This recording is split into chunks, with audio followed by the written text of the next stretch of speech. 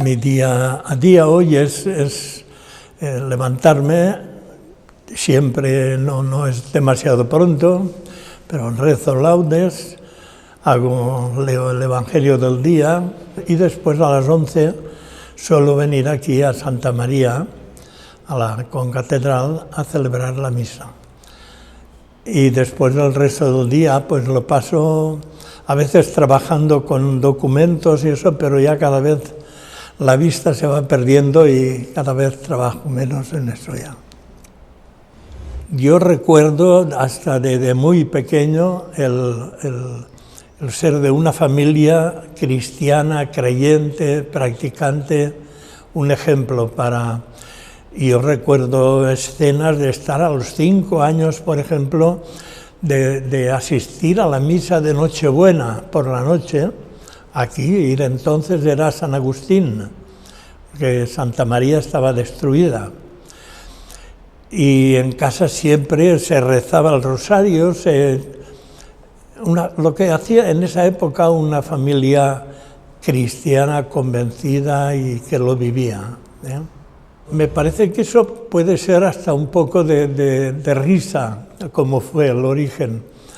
Yo era monaguillo en Santa María y recuerdo la escena, la primera vez que yo hablé de ser seminarista fue que Mosén Antonio Mateu, un sacerdote entonces, a los monaguillos, yo tendría 10 años, de todos 11 o por ahí, nos puso en fila en la sacristía y empezó a decirnos, a ver, ¿tú quieres ir al seminario? No, se fue, tú, no. Y así todos, yo era el último. Y entonces cuando llegó a mí me dice, ¿tú quieres ir al seminario? Yo dije, sí, pero mi madre no me deja. Y entonces, ¿cómo? Y fue él a hablar con mi madre y mi madre me dijo, ¿cómo que yo he dicho eso? Ese fue el primer paso, o sea, que era una cosa de infancia. Y así fui al seminario menor de Tortosa. Y allí empecé la carrera de sacerdote. Llega un momento al final el que cuando uno tiene ya que... En el seminario está uno viviendo una vida creyente, practicante, y llega un momento en que uno tiene que decidirse, se hacen unos ejercicios espirituales y entonces uno decide. Y en esa época...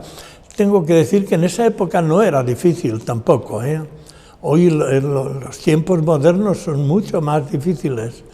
Entonces fue una opción personal sin ningún problema y acepté ser sacerdote y me ordenó Pontigol, era en la época que se dividió la diócesis en Sot de Ferrer. Allí nos ordenaron a un grupo de sacerdotes. Mis padres encantados, no hubo ningún problema, ellos aceptaron, era una decisión personal y nunca... El único problema que hubo fue el que había que pagar, y en esa época una familia de agricultores no le faltaba la comida en casa, pero dinero había poco. Y entonces el tener que pagar al seminario y no sé cuánto al trimestre, pues eso fue lo más duro que tuvieron mis padres respecto a que yo continuase en el seminario. Al principio, los primeros cursos, recuerdo que era un desastre. Gracias a Dios era un desastre, porque lo único que pensaba era en jugar, estudiaba poco, me suspendieron algunas asignaturas, tenía un comportamiento mejorable, O sea que muchas veces me llamaban la atención porque estaba hablando, eso de pequeño. Y yo empecé a cambiar mucho cuando hice después de 5 años, al empezar la filosofía, los 3 cursos de filosofía, entonces ya empiezas a cambiar un poco porque hay que estudiar ya más a fondo. Y después ya en teología, ningún problema, con buenas notas y todo, porque ya tenías conciencia de que... Pero de pequeño un desastre. Y en los últimos cursos la cosa ya fue muy bien. Estudiábamos filosofía y recuerdo que por una mala conducta, pues el rector me llamó la atención y me dijo que terminase, que me tenía que ir a casa. Mañana por la mañana coges el tren ligero y te vas a casa, que tú no sirves para... Y entonces me fui al Padre Espiritual y le dije que me han dicho eso, que me ha dicho que me vaya a casa, que el señor rector, Monseñor Aurelio Querol. Y entonces él me dijo, tú vete a la habitación, tranquilo, no te preocupes. Yo, pero que me ha dicho eso, insistía. Y él, te digo que vaya, mira, reza un Padre Nuestro de aquí a la habitación y te quedas allí y olvídate. Y así fue. Y ya nadie me dijo nada, ni el rector ni nadie. Es que era toda una vida, toda una juventud. Eran 5 años, entrábamos a los 10, 11 años, 5 años de latín y humanidades, 3 años de filosofía, 4 años de teología. Ese era los estudios. Acabábamos sabiendo latín a base de bien. Todos los que vivimos los 12 años de seminario, esos son como hermanos, porque hemos compartido muchas horas y muchos estudios, muchos sufrimientos y muchas alegrías juntos. Son como hermanos. Pero tengo que decir que ya no queda ninguno. Es lo único triste que hay, es de que me he quedado yo de momento. Pues fui ordenado en Sot de Ferrer. Era la época en la que estaba el Vaticano II y se hablaba de que hay que salir de las catedrales y hay que ir al pueblo, hay que encontrarse con...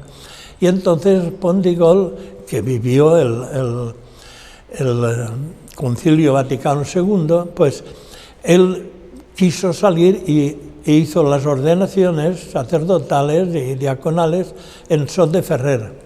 Y allí fuimos un grupo a los que él nos ordenó, fue allí la ordenación.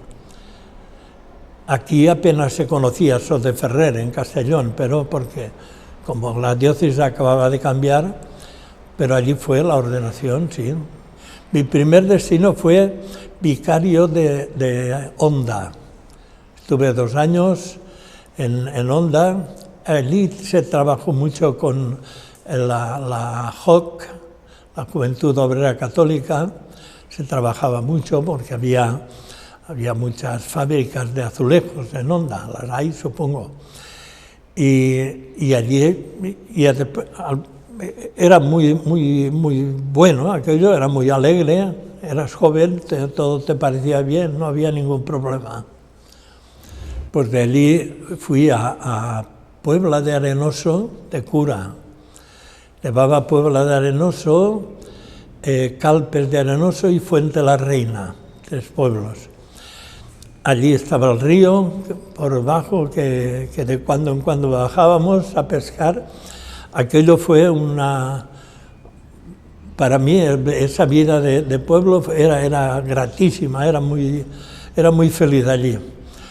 Y entonces de allí fue cuando nos marchamos al África, porque nos pedían entonces de que a la iglesia éramos todos. Monseñor Pont de Gaulle estaba sentado al lado de Monseñor Lesourd, que era el obispo de allá de Dugú, de Safané, que se conoce. La cuestión es de que nos pidieron que si había voluntarios para ir allá.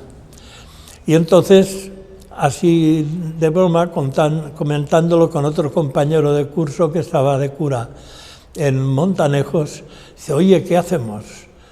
Y al final decidimos, se podía ir a Chile o se podía ir al Alto Volta, entonces, Burkina Faso.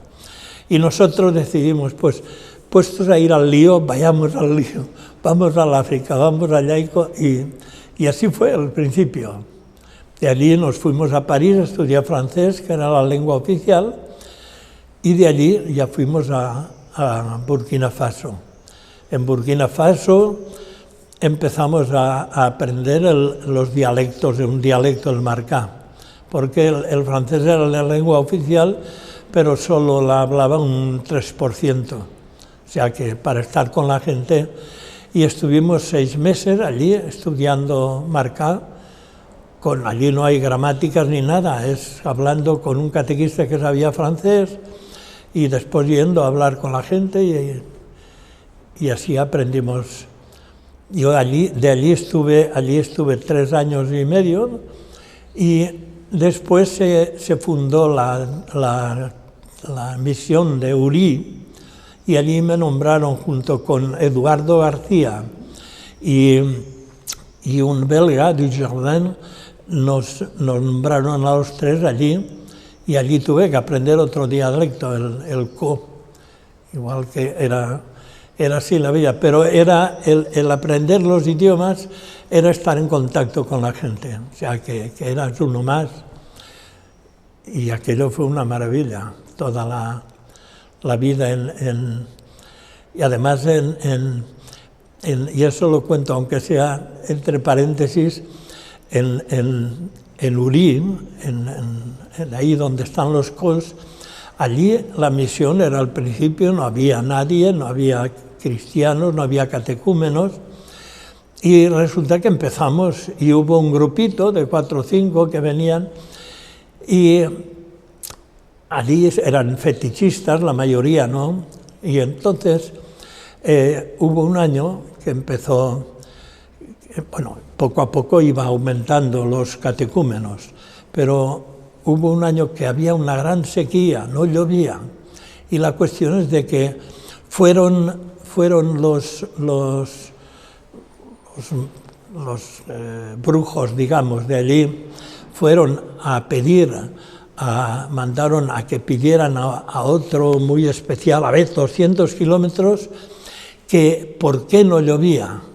¿Qué razón? Y entre aquel les dijo que era porque habían abandonado el culto al Wobie.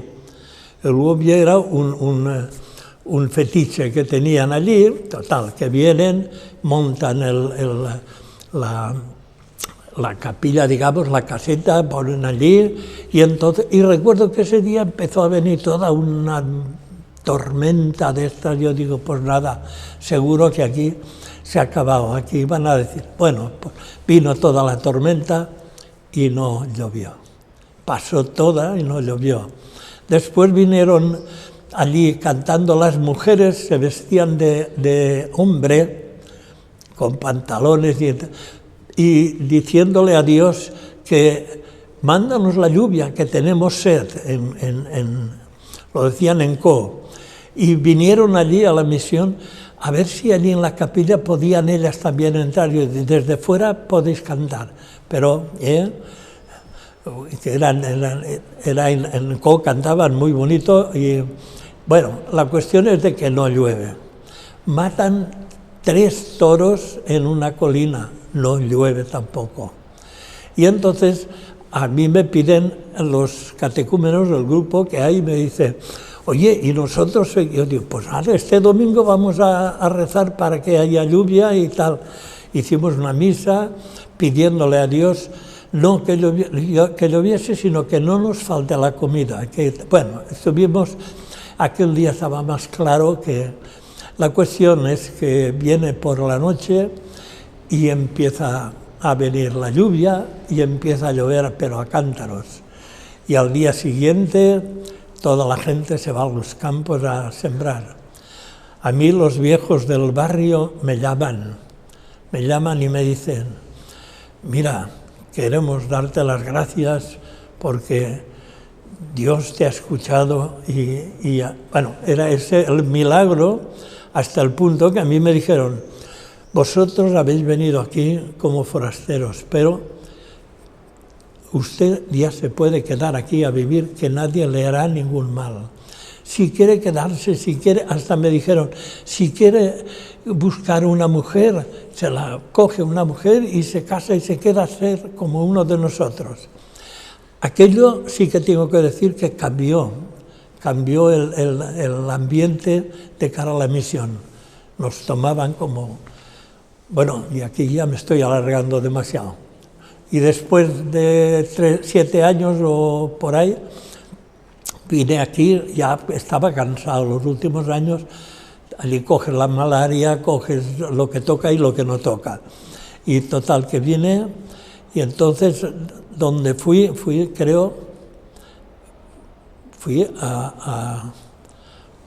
a San Miguel de Castellón, a la parroquia de San Miguel, donde estuve 12 años. Después estuve, que también no pasé muy bien, con la gente joven y había muy buen ambiente. Y después me nombraron a Culla. Iba al Ribalta a dar clases de religión y subía los fines de semana a Culla y a Torre en Besora. Y estando allí 2 años, vino el obispo de Burkina Faso y me llama y me dice, oye, por favor, ven un par de años allí, ven, que después ya tendremos sacerdotes. Ven y yo dije, pues nada, pues voy. Y me fui 2 años, estuve allí, a los 2 años yo ya he cumplido. Me vine y entonces me nombraron a Ribarsos.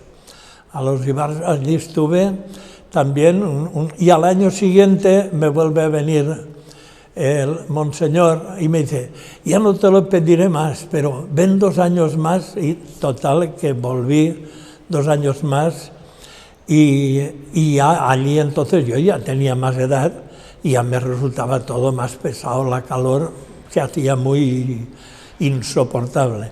Total que vine y aquí pues estuve en Borriol 2 o 3 años con Pérez Saborit. De allí me nombraron a Vilanova de Alcolea. El tiempo, por ejemplo, de Vilanova, allí me dediqué mucho a la investigación en documentos antiguos y ahí pues es donde hice las visitas pastorales de Vilanova de Alcolea y las visitas pastorales de aquí de Santa María. Y tengo mucho trabajo de este tipo, que era, como allí tenía tiempo, aparte de lo de la iglesia, la misa, etcétera, pues me dedicaba mucho a trabajar documentos, estar ocupado. Después de Vilanova de Alcolea, me nombraron adscrito a la parroquia de Santa María. Y aquí he venido y aquí estoy. Me encargaba en esa época de las religiosas, de las esclavas. Iba allí todas las mañanas a celebrar la misa, pero después el nombramiento era adscrito a Santa María y así estoy aún hoy en día. Una vida larga, ¿eh? Con 86 años hay para mucho. No por unas razones. Sí que hubo un momento que yo digo, y esto es una gracia de Dios, que cuando yo me fui al África, hubo compañeros de curso que se secularizaron. Era el Vaticano II, y entonces hubo algo de secularización en compañeros de curso. Y entonces yo sí que digo, bueno, al fin de cuentas hay que dar gracias a Dios que haber venido aquí. Si me quedo aquí, a lo mejor igual la lío como todos ellos, yo no soy especial. Pero eso es algo de lo que tengo que dar gracias a Dios. Mi vida no tiene sentido, lejos de... O sea que para mí lo más importante es haber decidido tomar el camino de la Iglesia, pero para seguir el mensaje de Jesús, el reino de Dios. Todo lo que Él anunció, predicó y vivió, tratarlo de hacer vida, aunque aquí cuesta mucho, porque es un ambiente ya muy, muy distinto. El mundo nuestro de España ha cambiado muchísimo, en unas cosas para bien, en otras, pues, por ejemplo, a la religión se la persigue muchas veces, se explica ya a los niños a veces un estilo de vida que no tiene nada que ver con la fe. Entonces todo eso hace que la gente joven, cuando va creciendo con toda una mentalidad totalmente lejos de la que yo viví. Entonces ellos lo tienen mucho más difícil el tomar una opción como la que yo tomé. Totalmente positivo, sí. Yo les digo que lo que me quede de vida es para dar gracias a Dios por toda la vida que he vivido. No lamento nada. Solo dar gracias por la familia que he tenido, por los hermanos que he tenido, por los amigos que he tenido, por la vida que he vivido. Yo he sido feliz en todas las parroquias que he estado. Entonces, lo único que me queda es eso, dar gracias a Dios. Ha cambiado mucho desde entonces, que nosotros la hacíamos en latín de toda la vida.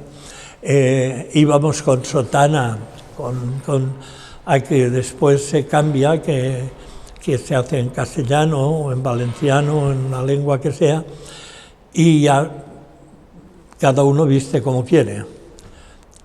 Eso es y después la mentalidad es lo que más. La Iglesia ha cambiado también. En algunas cosas, en otras no. Por ejemplo, yo creo que tiene que dar pasos, por ejemplo, de cara. No sé si me tengo pero por ejemplo es muy patriarcal la Iglesia, la mujer siempre está de lado. Yo creo que ahí hay que dar algunos pasos en muchas más cosas que no se me ocurren ahora, pero creo que la Iglesia tiene todavía muchas cosas que mejorar para ser la Iglesia de Jesús, ¿no? La sociedad actual, pues, en general es de vivir, a ver cómo se hace dinero, las distracciones, se es feliz pues viendo el fútbol y llegar a mi equipo mejor. Lo veo muy superficial. Ahí hay mucha faena que hacer, Ahí hay que hacer mucha faena. Debe ser una Iglesia abierta, que no condene cualquier cosa que no nos parece bien decirlo, pero muchas veces la Iglesia, los anatemas que han habido, las condenas, en eso tiene que mejorar. Tiene que ser una Iglesia abierta, aceptando también con sus limitaciones, como los apóstoles que tenían las suyas, como aquello que decía Pedro, ¿no? Cuando todos le abandonaron, Jesús dice: vosotros también me abandonáis, y dice: ¿dónde iremos? Tú solo tienes palabras de vida eterna. Tendría que ser más por ahí. Que traten de ser seguidores de Jesús en lo que sientan en su corazón. El ser sacerdote es un regalo que Dios nos puede dar. También puede ser una cruz.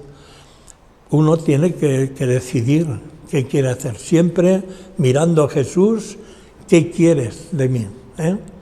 ¿Qué quieres, Señor, que haga? Y con eso yo creo que tomar la decisión y saber de que no se va aprendiendo poco a poco, que no. Un cura sirve para anunciar el mensaje de Jesús, para vivirlo él y anunciarlo. Es decir, mira, este es un camino. En la vida se pueden seguir muchas rutas, muchos caminos, muchos deseos. Bueno, para mí lo importante es seguir el camino de Jesús. Eso es lo que te puede hacer feliz. Porque lo demás tiene valor y cada uno puede ser feliz donde quiera o donde pueda. Pero para uno que es cristiano, es un buen camino el mirar a Jesús y tratar de seguir su camino. Cuando ves tantos caminos, es decir, ¿y a dónde iremos si solo tú tienes palabras de vida eterna? O sea, que saber que hay muchos caminos, pero al final tomas esa opción, porque esa es, tú solo tienes palabras de vida eterna. Como una persona sencilla, una persona de casa, de los que andan por aquí, ya está, sin más, con mis defectos, y mis cualidades que me han dado, y ya está. No pretendo pasar a la historia.